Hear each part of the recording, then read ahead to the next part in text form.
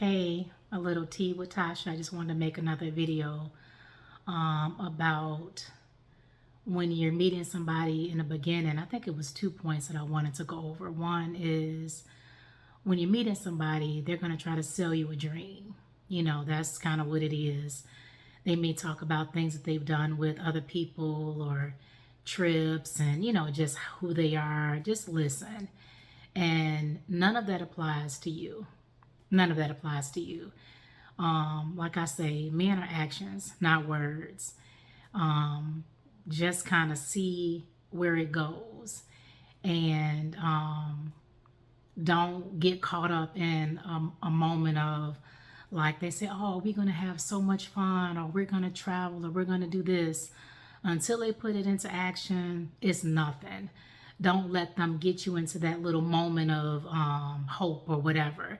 Because like I say, that's where they want you, because it makes them feel good. Men want to be man and feel good and feel like that they doing something, and they like that, But until they can deliver, it means nothing. And then also, don't let people change like what you're looking for or what you want. We need to be reasonable in our expectations. But one thing that I can say is that the man that God has for you, and a good man, is not going to be comfortable with or consistently disappoint you. He's just not.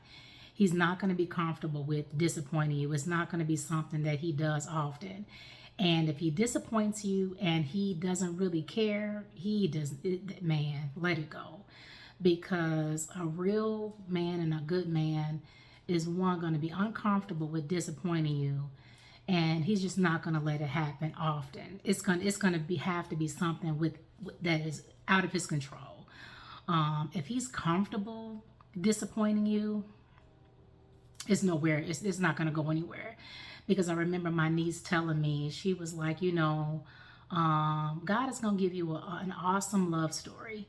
And don't let anybody take that from you. He's not going to give you, he was cool in the beginning, but then he started doing this. No, he's not going to do that. The man that really wants you and wants a life with you is going to build that. And he's not going to rush in. He's not going to try to, just rush because he's trying to get you not to see the red flags and the different things in his life. He's going to take his time and be honest, because if we have forever together, what are we rushing for? You can build quickly, if you're not playing any games. I met and married in 8 months, and that was, quick, but literally met and built from there. Never was in and out, never was inconsistent, never was unsure, never was, man. He was like, you a good woman. I see it. This is what I want. Like, I would be a fool to let you go. And I said, fools have come before you, but he said, well, I won't fumble this. And he didn't. And I think that, and I remember him saying, I'm asking God on how to deal with you, because I could feel it in the very beginning that how he handled me was pretty amazing. Like, I was like, oh, okay. He said, I'm asking God, how to do this. And that's what you're looking for. You're looking for a man that's asking God for a wife and asking God to lead him and guide him. Because at the end of the day, if we're not trusting God in our experiences, then we just out here bumping our heads. We just out here doing what we want to do. And we can do that for a while, for however long it works for you. But when you get tired of bumping your head, you're going to have to surrender to God and say, Lord, help me and show me what to do. And I can guarantee you that it's a light at the end of the tunnel. It's a rainbow for you. Don't, let somebody give you these bad experiences. Like, I remember thinking, wow, like that Luther song, not one sad day, like my husband not perfect, but he did not give me a sad day. And if it was even the hint of something that bothered me and I said something, man, he corrected it. He did what he had to do to make it right. Like, just not somebody who disappoints you and up and down and just always hurting your feelings. And man, who wants a life like that? Like, essentially life is short. We don't know how long we have on this earth, and whatever days that you have, you want them to be good days and happy days. And don't allow people to play with you and your emotions. And, if they inconsistent and can't do the bare minimum, girl, it's not gonna happen. It's not, he not the one for you, or he not ready, or whatever the what not is. Don't do it. If you trust in God for something special in your life, then do just that. And you have to get out there and date, because if we sitting at home waiting on somebody to knock on our door, it's gonna be the Amazon man, or the FedEx man, or the UPS man, or the UPS person, the postal worker. That's it. That's the only people coming to the door.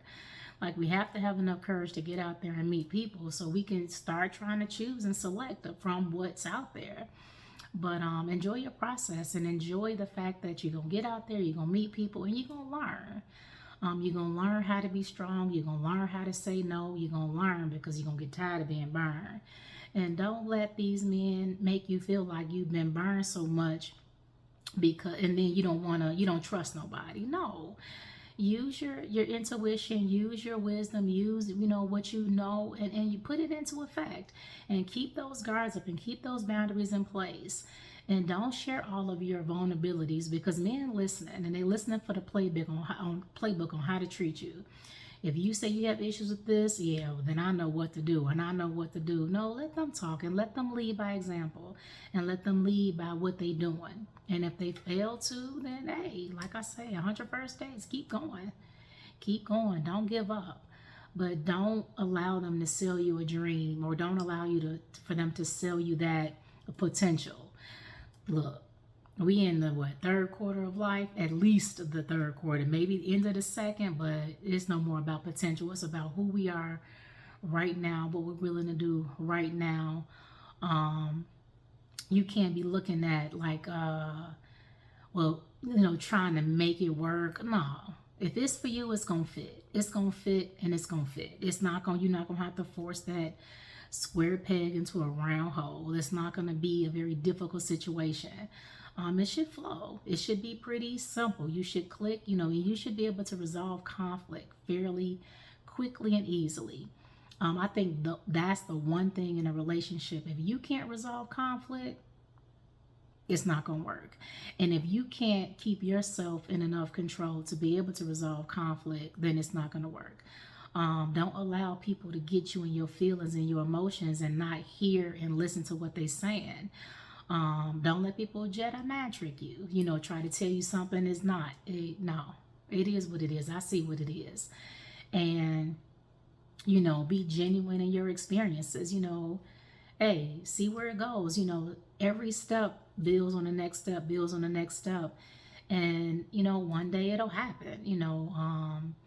It's been an amazing experience, but I had to get to the point where I stopped just letting people play. And I just stopped rushing and trying to make something be what it wasn't. I just had to literally surrender and say, Lord, I know you have something good for me, and it's okay if it's not right now. I'm okay with that. And that's when it happened. But we have to learn to trust God and learn to just relax and enjoy yourself. And like I say, don't just sit in the house, because when we sit in the house and don't date and don't try to put ourselves out there and don't meet people and go different places, then we just prolong the process. That's just what it is. Because the men are not doing that. They're dating, they're getting out there, but don't put yourself in harm's way. Ask God to heal your heart and continue forward, and don't allow yourself to be in situations where you're continuing to be hurt, because at the end of the day, your husband or the man that God has for you is not going to hurt you over and over and over again. He's not going to disappoint you over and over and over again. He is not going to be comfortable with that. He's just not. It's just not something that he wants, because he's trying to build a reputation. How can he protect you and provide for you and take care of you when he can't take care of your heart? He can't take care of your security. He needs to secure you emotionally. He needs to be consistent, that you can count on him. If you can't count on him, then to death do us part is a long time to deal with somebody that's unreliable. The Bible says that a double-minded man is unstable in all his ways. And it's true. If they are in and out, and they unstable. And you need stability. You need somebody that is stable in themselves, stable in who they are as a man, so they can bring that stability to your life. Because it's an awesome experience when you can be with somebody who is stable. Know who they are, know what they want, and it's clear. Not back and forth, not in and out, not one day up, one day down. Like if they can't control their emotions, how they gonna help you, with yours? Women can be up and down and we can be all over the place. And if he can't, be man enough to keep that stability, it's a sinking ship. And you don't want that, you don't want to be so jaded. And that's why I say cut men off quick, because that's what will keep you in a broken place, because you won't cut them off fast enough. You will give them an opportunity to hurt you. And they'll do it over and over again. One thing I can say, the worst thing you can do with a man is go back and forth with him. That's the worst thing you can do. Like, let your no be no, let your yes be yes. And that's why you have to sharpen that skill, because when you meet somebody that you like and that triggers you and there's everything, it's going to be harder to say no if you don't have your no game together. It's going to be harder to set your boundaries because you're going to be so like, oh man, I really like him. So what? Keep your boundaries, no matter how much you like him, no matter how, no, we don't care. But we need to be firm on what it is, because there is going to be plenty enough time. If this is the man for you, there's going to be plenty enough time to be in love. There's going to be plenty enough time to let your guard down. Let him prove that it's safe. Don't just let your guard down because he whatever, let him prove that it's safe. Let him prove that it's a safe environment for you to be yourself, for you to be comfortable, that he's not going to be in and out, that he's not, on some foolishness. Let him prove first. You don't owe him anything. I think sometimes men put us in positions where we trying to prove, and that's just not our place. It's their place to prove, because men choose wives. That's the only thing. Men choose the wives. We don't choose husbands. They choose us. So we got to let them prove. Let them prove that they're ready. Let them prove that they want you, because, to death do us part is a long time. And even for the foreseeable future is a long time if you're miserable. So wait and allow him to, build this foundation that you're going to call a house and a home with him, because he has to build it. He just has to. You can build together, but he has to be the one that's anchoring the home. Men build the foundation. That's just what it is. And if they don't, you're going to be on shaky ground. And that's a very unfortunate place to be. Emotionally, spiritually, financially, physically, all of it's going to be shaky because he's not solid. So allow him to prove to you what he wants and reciprocate. But men lead and you just reciprocate. And don't give up, like I say, on your love story. Don't give up on what you want for yourself. Be patient and trust God, but let your cutoff game be quick, baby. Please, that's the key right there. 100 first dates, whatever it takes, but let your cutoff game be quick. When they start stutter stepping or whatever they doing, say, oh, okay, noted, got you. That's it. Because it's more where they came from. And just like when they good to you and doing what you want them to do and listening, it's more where that came from. So just understand that when you seeing somebody, what you seeing is just like, it's like cloudy. You seeing little pieces, but it's more where that came from. And it's, it gets greater later. So if he irresponsible and careless with time, and that's gonna get greater later. So how do you feel when you meeting somebody, a couple or your parents or something, he late and come on, nobody wants that kind of stuff. But if you're irresponsible with his time, then that's just what's gonna be. He's gonna be who he is, and he will be the best version of himself when he's ready to. That's one thing I know. Men do what they want for whom they want to do it for, and they know what they want and they know who they want it with. And if you're not the one and you're not who they want it with, you're just wasting your time, and they're going to show you by their actions. And so, when you're dating, take your time, enjoy yourself, have some fun, make sure he can make you laugh. He has a good sense of humor, because goodness gracious, life is going to get tough and you really do need that. But, keep it short. Like, keep it, hey, this is not what I do. You are not random. So do not let a man treat you randomly. Like I say, my grandfather, he was mad, cutthroat when it came to his girls. And it matters, because you need to be the same way. I think sometimes when we're older, our father isn't He may have passed away. He may not be in our lives. You know, he's not as prevalent as when we were teenagers. So sometimes these men can kind of run amok because daddy ain't over our shoulder checking to see what's going on. But, you know, if you had a father or didn't, you deserve the very best, and try to give that and work on yourself and work on, you know, whatever your triggers are, because you don't want to be out here being taken advantage of, and you want to be the best that you can be, because the life that you think that you're going to have is going to require so much patience and so much everything. Like at this age, we're looking at blended families, and it's going to require a lot. And I think that if I had not surrendered to God and was patient enough to wait on him, I would not be patient enough to deal with the life that I have.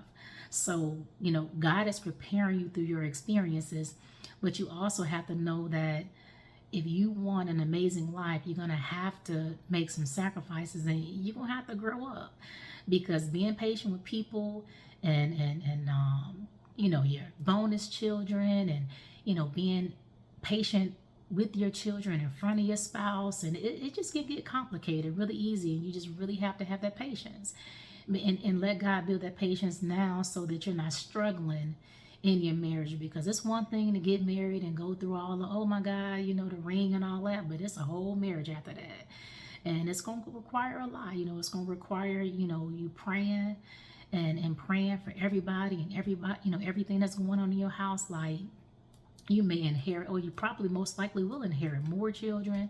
So you go from 3 to 5, or 1, you know, 1 to 2, and you know, it's going to require something. So don't think that it's just going to be happily ever after. I mean, it's going to be like a whole new life, and you're going to have to figure out who you are in this new life. And hopefully it will be amazing. If it's God ordained, it will be, but it's going to require some effort. Like, it's not going to just be like, ooh, you know, roses and candy every day. It's going to be what life is.